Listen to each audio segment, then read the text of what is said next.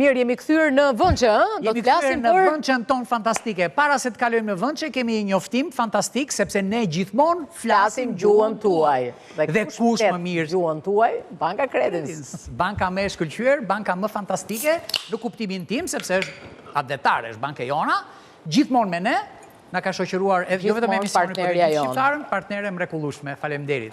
Mirë, do të flasim pak për revoltën e robotëve, ëh? Na janë çu robotën protesta më Ergyll, si t'ja bëjmë tani? Po shqyr që u ngritën sa. Para se të fillojmë, do prezantojmë një robotët që kemi në studio. Oj, i bëre robot tani, ëh? Po, se tani inteligjenca artificiale është më e larta nga të gjitha. Tani jemi revolucion i ri. Ergyll Mërtiri, sociologu imi preferuar, e kam thënë 100 herë, do ta them 1500 herë. Mos u mërzis, s'ka problem. Përderisa e duroj unë, durojni dhe ju.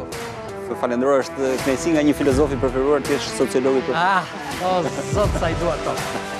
Nadia Elbasani vjen për herë të parë në studion tonë, është pedagoge, disa yll që është, dhe i di këto punët e teknologjisë, këto marifetllëqe. Do na i thot vetë me Terezi. Faleminderit për ftesën.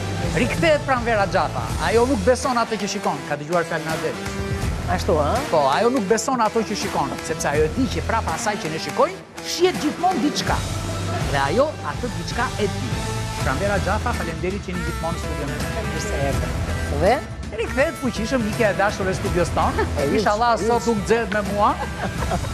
Dorina Mema, po se me këtë nxjerr. Tan gjithë njerëz qytetare, kupton, me mua. Kemi atë temë. Me mua do nxjerr.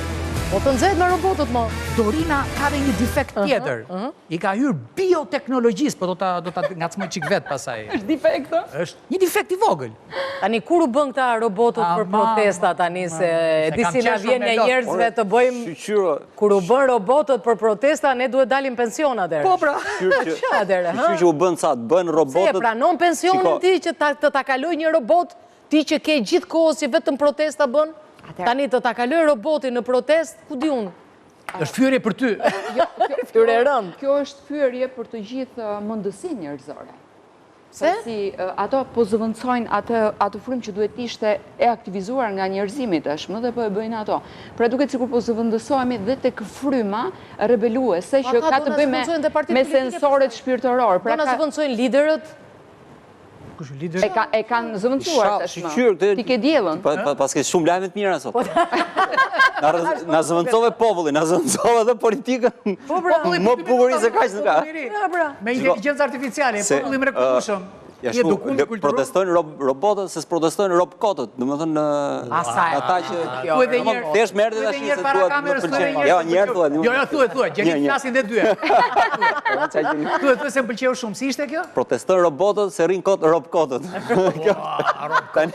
Kjo ishte Shiko se ka qenë një kështu përpara që ankohesh Partia Socialiste dikur në ambasadën amerikane që nuk po na pyet po telefonat i kemi silent për ja janë pra teknologjia. Thoshte nuk po qeveria po sillet keq, po na godet ande këtej, po mi protestoni thoshin, ata dhe ne u mbështesim, po s'vjen populli thonin. Po tani ne mund t'ju ndihmojmë të ndroni qeverinë, po nuk ju ndihmojmë të ndroni popullin. Kështu që tash nëse këta robotët bëjnë punën e popullit, kjo do ishte fantastike. Po të na bëjnë dhe punën e politikës pastaj, akoma më fantastike. Si tu duk njëre, mos ishte në një spektakël? Jo, në fakt kjo tregon që edhe inteligjenca artificiale bazën e ka tek inteligjenca humane. Dhe ai është thjesht një gabim njerëzor që është përkthyer më pas një gabim algoritmi përmes atyre robotëve që kanë bërë atë çka vetë programuesi do duhet të bënin. Pra të revoltoheshin për orarin e gjatë të punës, pse është një video i gjatë, nëse e keni parë nga fillimi. Që ta shpjegojmë edhe një herë, domethënë revoltën e. Pra dhe kjo është revoltë e gabuar, është gabim kjo revoltë. Se erdhi kjo? Atëherë ai ka qenë një gabim algoritmik normalisht. Potencialisht edhe mund të hakerohen, ndaj rreziku në inteligjencë artificiale ekziston, nuk mund ta shohim si zgjidhje për çdo gjë. Do të thotë që robotët mercenar si puna jon.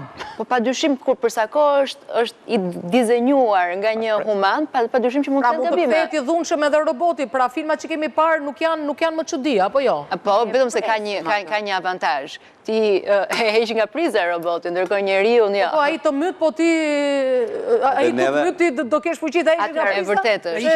Shërë Negerina Priza, pra nga ty si e lexove këtë? Mos ishte në një... Fakt, unë e mora vesh nga ju, sepse unë me aktualitetin jam shumë keq, nuk e ndjek fare. Mi hajde gjithmonë të ta updatojmë ne. Jo, do më thënë, janë shumë pas këta, para se unë të shikoj, do më thënë, këto janë pas meje, kështu që nuk shtish një rezultati asaj çfarë ka qenë përpara, si të themi. Dhe inteligjenca artificiale ka të mirat e të këqijat e veta, por në rastet kur komandohet po nga një robot tjetër, si me thënë si me lënë supervisor, është pak e rrezikshme situata.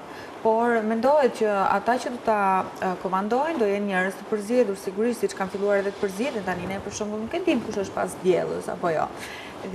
Kush është dielli?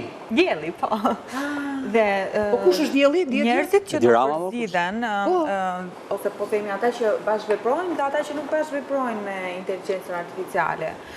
Covid ose vaksinimi u bë për të diferencuar tani njerëzit që do bëhen linked devices me inteligjencën artificiale. Do të thënë, ata që janë të vaksinuar kanë më shumë gjasa që të bëhen si pajisje teknologjike me një pajisje tjetër. Që ta kuptojnë pak. Pra, dikur ishte droga, opiumi, që shastiste njerëzit. Tani janë robotët që do... E bukur e maleve të Iranit. Që do shastisin njerëzit, do të pusin, do... Ne po kalum në një epokë të re dhe është brezyn ai që do të jetoj.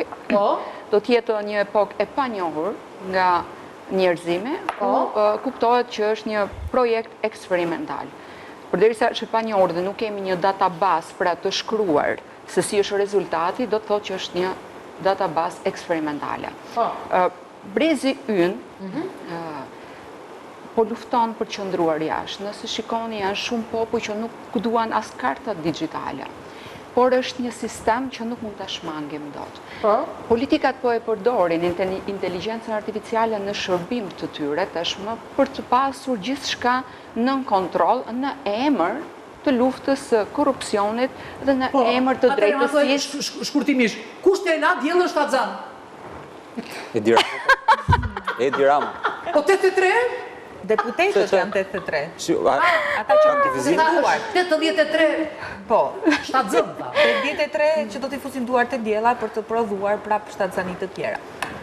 Non-stop. Do me thënë, si do t'a kontrolloj korrupsionin? Po si të qasje perverse kjo tani më falë për... 82 t'ja fusit e thënjishin. Atëherë, po flasim për një algoritëm ku e gjithë biodata që janë blockchain-a, ku nuk do ketë më një heqja nga priza, sepse kemi një rrezik në këtë glob, përsa i përket pjesës energjisë, është një energji që ndoshta ju e quani Wi-Fi, në një libër okultik ju do ta shikoni si një energji spirituale, por ekziston një energji ku ne mund të themi në bioinformatikë frekuencë, kemi një potencial frekuencë ku ti e dëgjon zërin tim, e beson këtë zë, ama nuk beson këtë energjin tjetër, në basës së cilës do të kaloj i gjithë informacioni i këtyre blockchain-eve pa prizë, dhe do vi një moment kur kjo inteligjencë artificiale do jetë jashtë kontrollit, sikur se ti ke parë një protestë të vogël. Sa ta kuptoj, një robot ka që i vogël sa kjo, i mori gjithë robotët e tha, edini me mua, tha se s'keni për pushim. O, i gëm gjithë. Atëherë, ato ka një informacion të... Kemi një futje informacioni, po ta them shumë trash.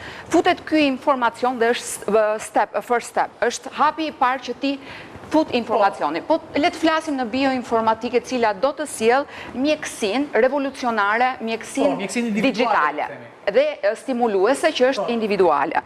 Janë 3 hapa. Në bioinformatikë është procesi kur i gjithë informacioni mjekësor, pra të gjithë raportet mjekësore që ti ke, do të transkriptohen nëpërmjet algoritmeve matematikore në kompjuter, pra në këtë inteligjencë artificiale, e cila do ta kthej trupin, është një twin body, është një projekt. Unë kam probleme me veshkën, tak, e merr vesh para meja. Tani më është një projekt në Oxford, ku po punohet që të gjitha organet dalin në pamje 3D, por jo vetëm, po punohet dhe për ta pasur këtë trup të lexuar në twin body. Po është bërë, ka arritur. Ne kemi një program. Se Zoti që e krijoi? Po, një sekond. Kemi një të mirë në këtë pikë për Zotin. Qenie njerëzore është qenie më budallaqe në botë, kështu që vetëm mund ta rregullojnë ta, nuk mund.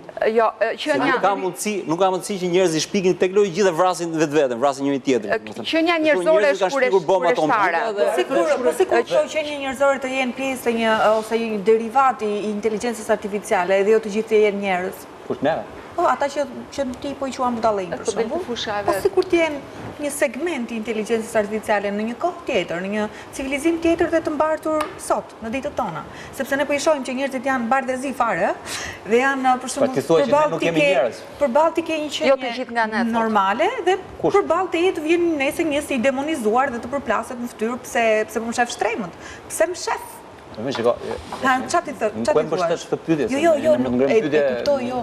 E doja të dilet ajo pjesa që te që janë një pjesë, ashtu, dhe janë vërtet. Një pjesë të gjitha, shiko, këtu... Dhe janë vërtet, po duhet vë në dëshim se... Qofse bota do kishte bërë 2 luftra botërore, nuk do kishte shkaktuar... Sot, për shembull, me inteligjencë artificiale ne po shkatrojmë jetën tonë reale, domethënë. Jo vetëm po ne me teknologji përgjithsisht e kemi shkatruar jetën tonë. Janë bërë njerëzit UFO, janë bërë njerëzit të huaj për njëri tjetrin, nuk jetojnë jetën reale, normal, jetojnë jetë virtuale, nuk kanë jetë, domethënë praktikisht. Këtë po të mbështesin nëpërmjet teknologjisë tani çfarë qenie është kjo që prodhon, edhe ajo që prodhon e ka kundër vetes, domethënë. Atë po them, po sikur mos të jenë të gjithë njerëz.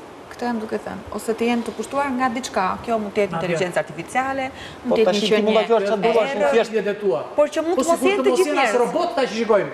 Jenë njerëz, të maskuar si robot. Ose është një pamje në kohë, që ne do ta shikojmë në një kohë tjetër. Jo, unë e thash në fillim që padyshim edhe inteligjenca artificiale gabon, ne duhet ta shtrojmë debatin në fakt tek përgjegjësia nga gabimet që mund të vinë si pasojë e inteligjencës artificiale. Është debat që bëhet aktualisht, ne nuk kemi ende zgjidhje, por ne si Shqipëri kemi ecur pak më shpejt se sa mendoj unë se mund të mbajmë, kështu që nuk e di pjesën e përgjegjësisë, pra si do të zgjidhet përgjegjësia në momentin kur inteligjenca artificiale gabon, apo më keq akoma, kur revoltohet në thonjza dhe mund të shkaktojë dëme. Nuk ka mbajtur asnjë përgjegjësi gjithsesi. Jo, përgjegjësi ligjore. 2000 vjet njeriu ka bërë gabime trashanike sa pothuajse përgjegjësia vetëm shmanget dhe nëse do ishte kaq e mirë njeriu në 2000 vjet evolucion nuk ka ndryshuar asgjë. Përgjegjësia prapë mbetet burgu, dënim, kjo, domethënë ne duhet kishim evoluar, mos bënim asnjë lloj krimi. Atëherë për çfarë duhet ky lloj njeriu? Për këtë që thonë që deri nga kontrolli, ky është debat shumë më i hershëm, që kur dolën dronët, cilët kanë dhe ata inteligencë artificiale sot, domethënë ka kohë që sot është thjesht shtrirë në nivel tjetër, po domethënë dronët inteligjentë, cilët përgatiten për të shkuar për të vrarë armikun pa kosto njerëzore, ka pas një debat më parë që thoshin këta mund të një farë mënyrë të pavarësohen nga ushtria që i kanë nisur dhe mund t'i kthehen atyre, domethënë se pson një defekt ai të tillë dhe siç bën greva ai e kthen armën këtej. Dhe për këtë madje pikërisht pra ka dhe filma domethënë këto me Terminatori, me Van Damme që ka qenë ai, domethënë është një lloj kështu apokalipsi i robotit. Dhe kjo dihet por shumë thjesht Dorin, ne po jetojmë filmat? Jo, të ta sqaroj. Atëherë unë kam bërë një postim me një profesor, profesor Ademi, cili vdiq pas Covidit, dhe ai ka studiuar një element që quhet grapen. Ajo që shikoni tek lapsi, ku pref një lapsat është një pluhur aty që del. Grapeni është përdorur në çdo teknologji elektronike.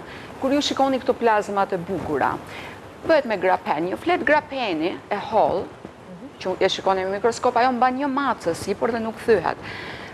Kjo flet grapeni, kjo është frika se si mund të përdoret për keq, kur ne mund të përdorim dhe për mirë, si që kemi përdorur dhe ti e shikon e ke kudo. Çfarë bën ky grapen? Transkripton informacionin biologjik të trupit në input elektronik. Dhe ky input elektronik e kthen në atë lloj algoritmi që i duhet inteligjencës artificiale. Pra informacionin e një matje të glukozës tënde në trup, në gjak. Më kupton? Po, e si përkthehet dhe pasaj qatë? Ky është një informacion biologjik. Leta masi glukozë. Nëpërmjet sensorëve që ndërtohen me grapenin. Në këtë moment, ti të gjithë informacionin tënd do ta kesh të hedhur në një platformë. Një sekond. Në momentin kur kemi një kartë digjitale që përdorinën për mua është një evolucion shumë i mirë. Nuk duam të mbajmë portofol, na humbasin portofolët, ka abuzime, ka falsifikime, është shumë e mirë. Por, a kemi në një politik aq populiste dhe të ndershme dhe dëshëmirëse ndaj sistemit të popullit që mos të keq përdorë ky informacion, sikurse në Londër tashmë kërkohet kjo kartë digjitale, populli është ngritur në protest dhe ti shikon në disa ushqime ka dalë carbon score. Më lejo të të shpjegoj çfarë është carbon score. Carbon score vendosen pikët se sa karbon është lëshuar për prodhimin e këtij produkti, pra ti po shpenzon një ndotje. Që nuk ka karbon. Pra ti, jo, gjatë prodhimit, pra gjatë prodhimit, Të gjitha do shkruen. gjatë prodhimit, ti ke dhe lëndë të jashtme, ke dhe paketim, por ke dhe prodhim brënda. Dhe nëse ka çliruar karbon, shënohen pikët. Po një sekond tani. Kush është kompania që e bën matjen e pikëve? Ku do të çojnë këto pikë? Ti do zgjedhësh pikët më pak, sepse këto pikë do shënohen në listimin që ti do kesh në këtë kartë digjitale, ku do lidhet me monedhën digjitale, e cila do lidhi dhe pjesën e pronësisë që ke, nuk abuzon do patentës që ke, makinës që ke. Pra të gjithë informacionin tënd do ta kesh në këtë piramidë. Do të dyna këto... Ti do t'i pish po të zbriten pikët e carbon score. Një sekond. Atëherë, ka folur dhe zoti kryeministër në United Nation për karbonin, në qoftë se e mbani mend para një viti ka qenë.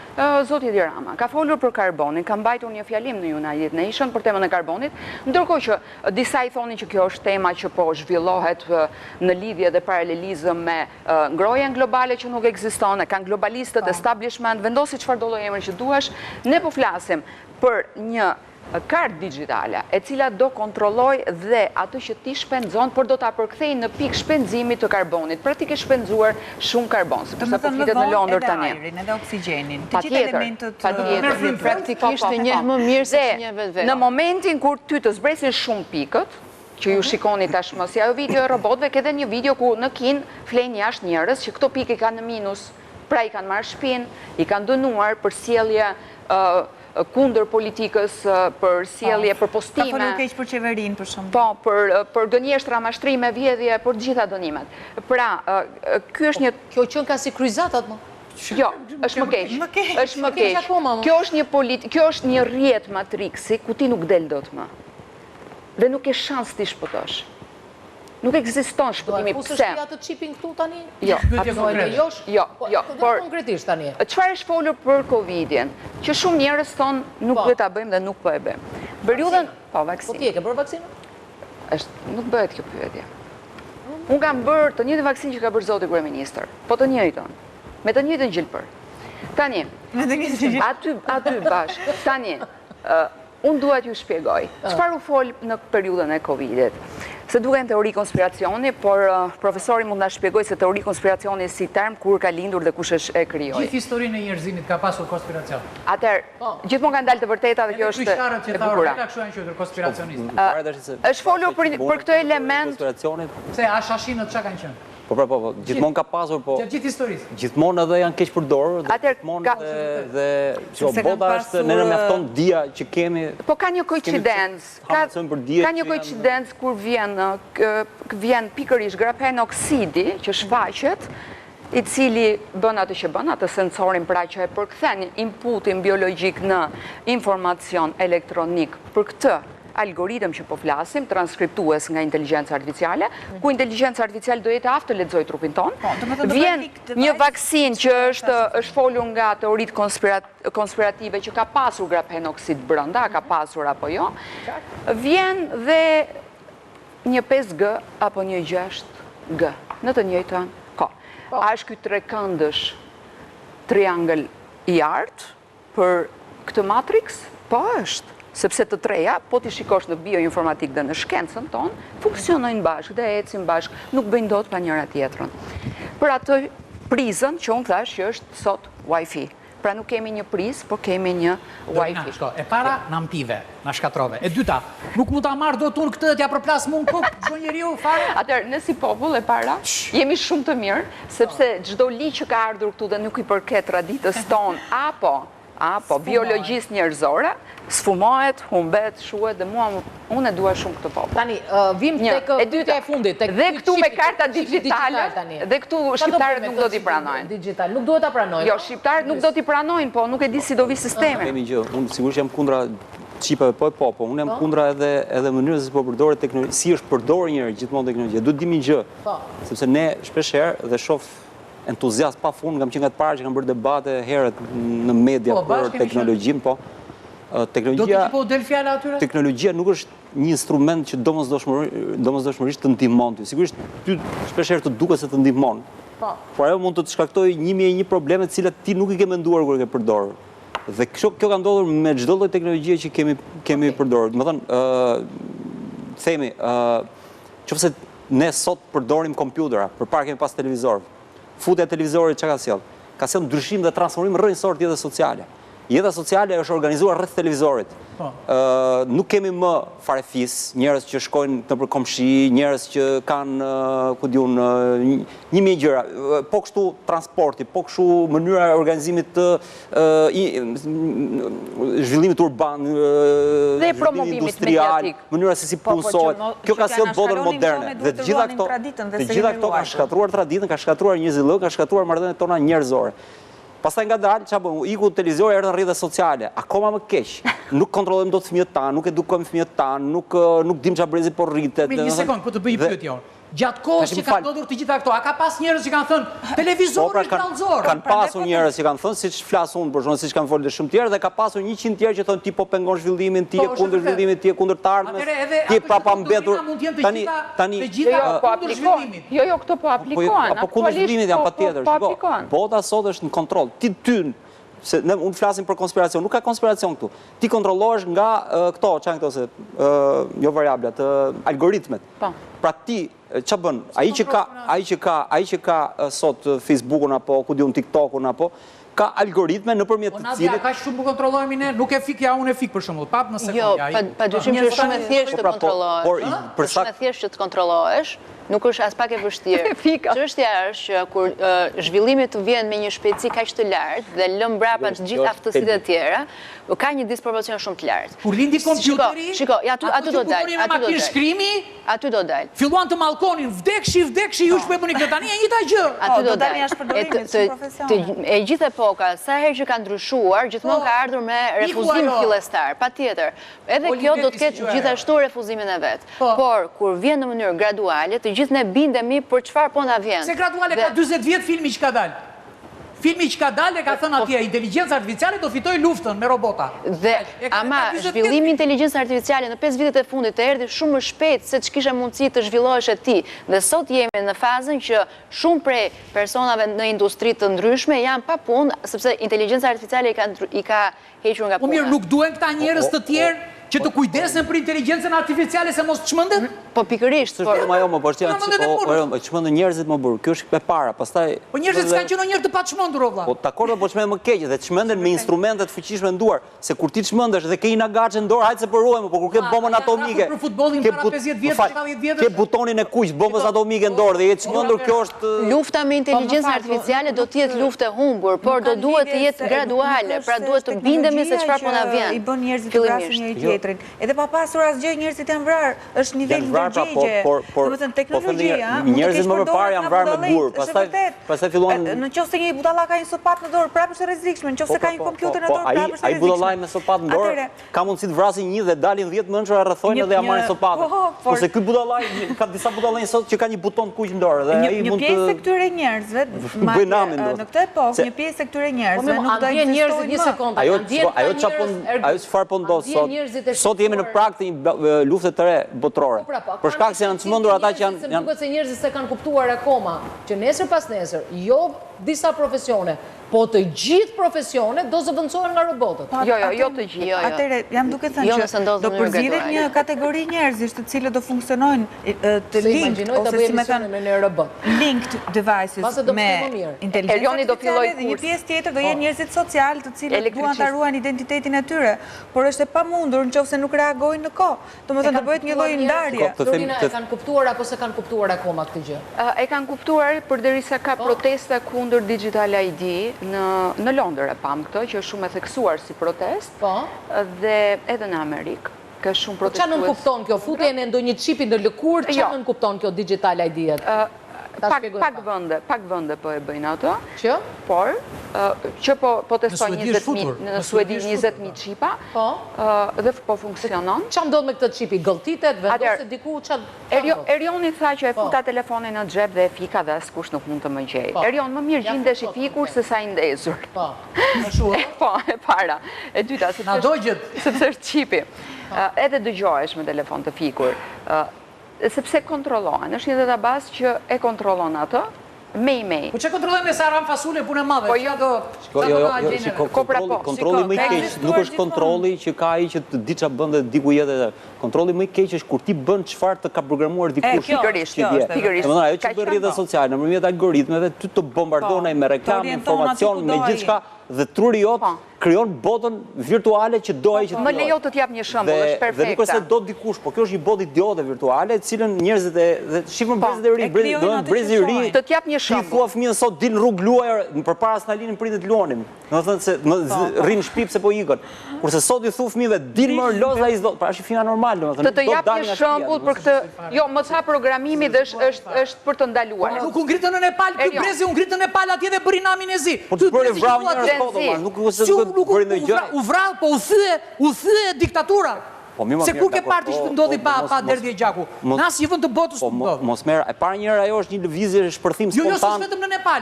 Është në shumë vende të ajo është frymë anarkiste, nuk prodhon ai një rend. Edhe ai rendi që do prodhohet mbas asaj do jetë prap problematik. Se kështu ka ndodhur gjithmonë në revolucionin. Po nuk është çështja e që zvarron, çështja është rregullosh me gjë. Kështu s'bëhet. Të qëndrojmë në temë se bollu kemi bërë politik. Atëherë, një shembull për atë që sapo thatë, e tha shumë mirë. Programimi. Në vitin 2020, kur ishim në kohën e Covidit, pra që ishim të mbyllur, si u përdor nga galopantët, po themi, gjigantët e ekonomisë, research jonë. Nëse ne bënim search në internet, çfarë është, si ta pi, si ta vesh, pyetja e tretë, më e klikuar ishte si të dobësohem. Dhe Ozempiku ishte një nga përgjigjet, që sot është një nga fitimprurësit më të mëdhej të farmaceutikës, po kush e zotronte? Big Pharma. Kush është? Është Bill Gates. Është Bill Gates. Pra, në momenti që ata i përgjigjen, ato tani më po programojnë jetesën tënde, sepse i përgjigjen kërkesës tënde. Po ka qenë kërkesë ofertë gjithmonë? Jo. Nuk kanë qenë me algoritma. Tani që ëngrën u trashën, do të dobësohen. Nuk i dinin detajet, tani më janë në detaje. Tani janë në detaje. Po në detaje, ti kur shkon te mjeku që bën te çfarë do lloj klinike, shkon në Tiranë. Ai fut të gjitha detajet aty gërmër. Një sekond, se këtu ke edhe një hing të ekonomisë, ku krijohet një piramidë e kontrollit monetar. Po piramidën e kishim edhe në 97. Jo, ata që kontrollojnë pikërisht këto platforma, ata rrisin monedhën e tyre, pra rrisin pasurimin e tyre dhe krijohet një elitë e frikshme. Pra ne po krijojmë faraon.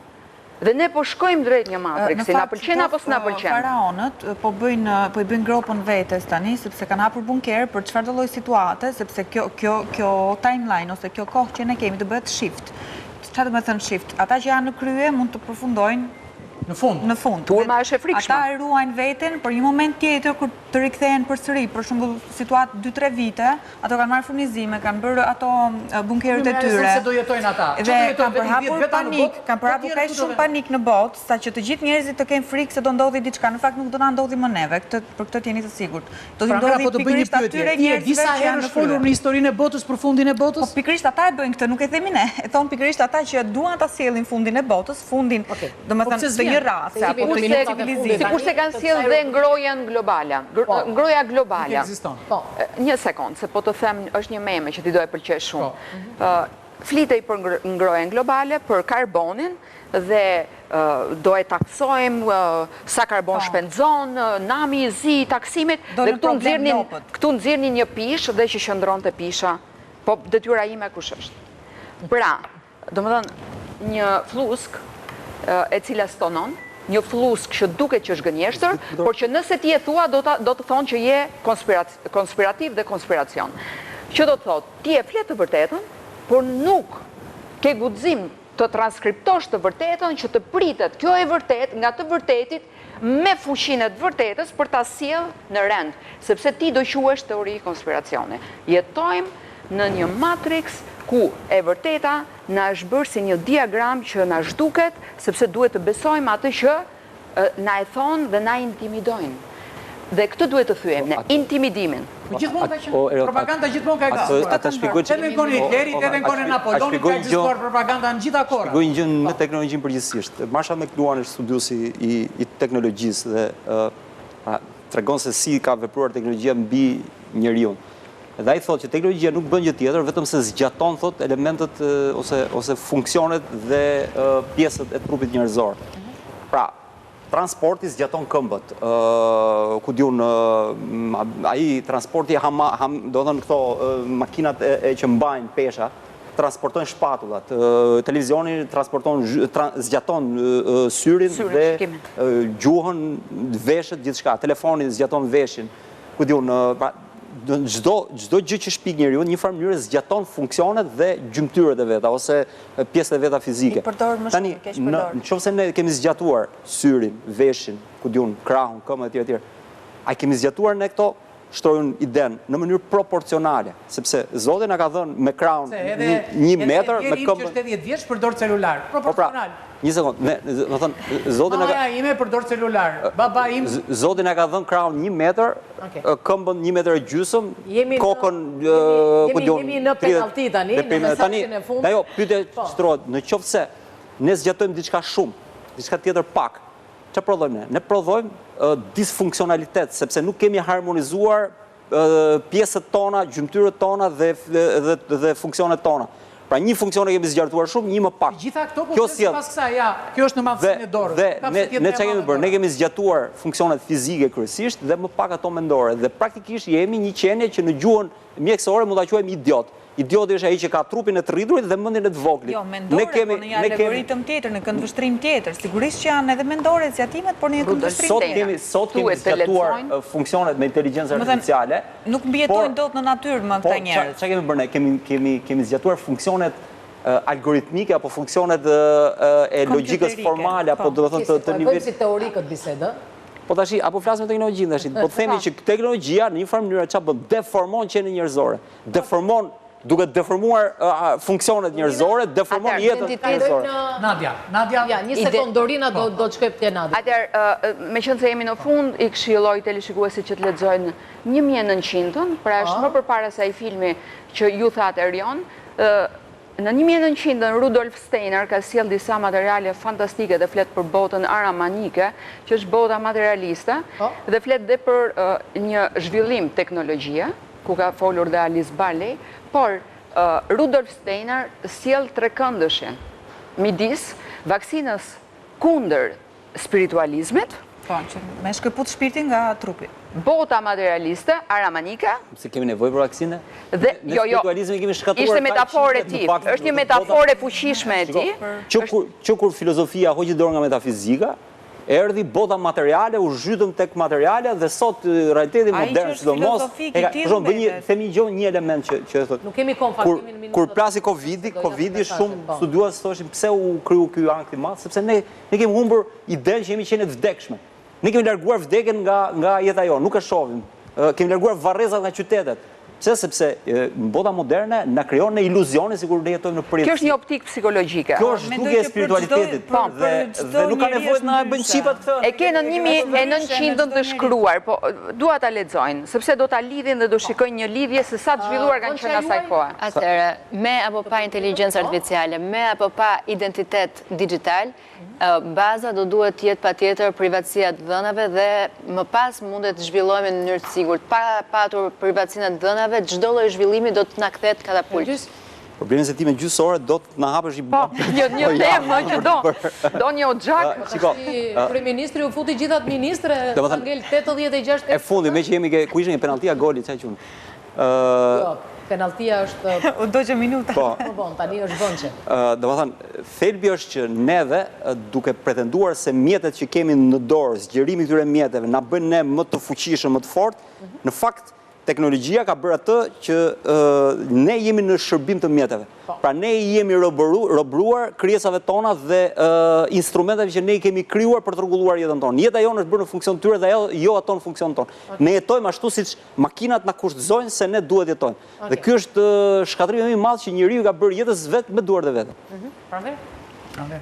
Bota po shkon si që duhet shkoj dhe njerëzit dhe robotikët do ndahet shapi nga sheqeri, kaq. Jetoni një sekund. Kush do fitoj? Do fitojmë ne? Shapi apo sheqeri? Jemi rebelat apo do fitojnë ata? Tani do ta shikojmë sa njerëz ka bota. Po. Lorina? Është një luft që po i bëhet potencialit të mendjes njerëzore, me çdo lloj toksifikimi, me çdo lloj makinacioni, edhe ai digital dhe ai mediatik, dhe po dobësohet realisht mendësia njerëzore, qoftë edhe nga memoria e gjatë, ajo po goditet shumë. Njerëzit duhet jetojnë jetën, nuk duhet të ngarkohen me një stres të informacionit të tepërt që marrin, pra duhet të filtrojnë informacionet, sepse mendja duhet jetë më e kthjellët për të jetuar atë që ti e ke afër pragut tënd. Doja abandonojnë edhe rrjetet sociale dhe... Me orare, do ishte shumë e mirë, do ishte një këshill shumë e mirë dhe në momentin që vjen një platformë që do jetë, se e kanë gati nga Japoni ka filluar 2 orë në javë, nuk e ta ndihmë. Në momentin që vjen një moment e ID-s digitale apo i monedhës digitale, atëherë ata duhet jenë vigjilent. Kur kjo monedhë digitale do lidhet me këtë kartën ID, aty duhet jenë shumë vigjilent për çdo ligj që bëhet. E fundit një kështu, ka një shprehje që thot kur shkoi njeriu për herë të parë në hënë, dhe thanë, shiko, thot, kemi shkuar në hënë, kemi filluar të ecim në hënë. Po ne s'kemi mësuar akoma të ecim në tokë, do të ecim në hënë. Më e bukur kjo.